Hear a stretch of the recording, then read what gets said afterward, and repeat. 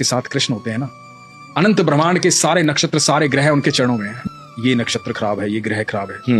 तो ये वाक्य जो मैं बता रहा हूँ ना, ये ध्यान से सुनिए।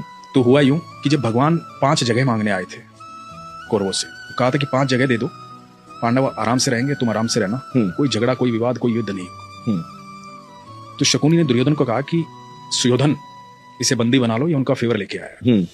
दुर्योधन ने ऐलान कर दिया कि बंदी बना लो। अब ठाकुर जी को कौन बंदी बना सकता है? तो पहली बार ठाकुर जी ने अपने जीवन काल में पहली बार वो ऊर्जा दिखाई थी, वो लाइट दिखाई थी कि मैं हूं। अब उसके बाद कृष्ण वहां से चले गए कह करके कि अब युद्ध होगा।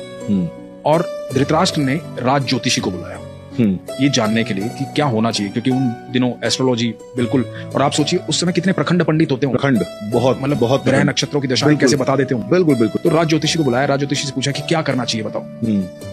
तो राज ज्योतिषी ने कहा कि महाराज, सुयोधन की कुंडली में राजयोग, कोई हरा ही नहीं पाएगा, निश्चित तौर पर विजयी होंगे, निश्चित तौर पर राजा बनेंगे, आप युद्ध करो। और सिर्फ इस बात पर युद्ध का ऐलान हुआ और युद्ध शुरू हुआ। अब धृतराष्ट्र लगातार चिंता में था। 8 दिन बीत गए, आधी सेना निपट गई थी कौरवों की। अब ये दिखाई दे रहा था साफ साफ कि कौरव हार जाएंगे, पांडव जीतेंगे। तो फिर से बुलाया गया राज ज्योतिषी को। धृतराष्ट्र बैठे हुए हैं, महात्मा विदुर बैठे हुए हैं, और राज ज्योतिषी को पूछा गया कि भाई ये क्या हो रहा है? तो कह रहा था कि सुयोधन राजा बनेंगे। अब तो 8 दिन बीत गए, आधी से ज्यादा सेना निपट चुकी है हमारी। तो पता है राज ज्योतिषी ने क्या कहा था?